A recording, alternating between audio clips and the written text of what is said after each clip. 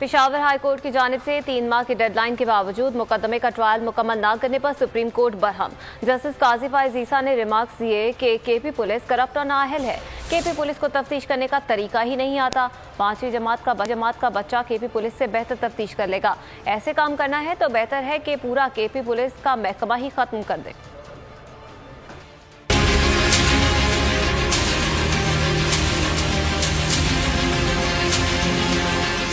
KP police corrupt और नाअहल है। KP police को तफ्तीश करने का तरीका ही नहीं आता।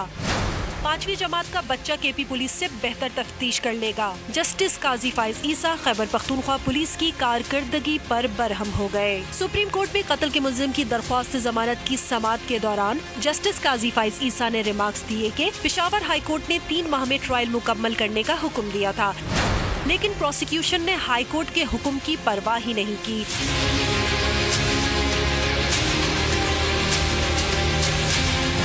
जाए वक़्वा से गोलियों के 21 खोल मिले, मगर रिकॉर्ड में सिर्फ 2 गोलियां लिखी गईं।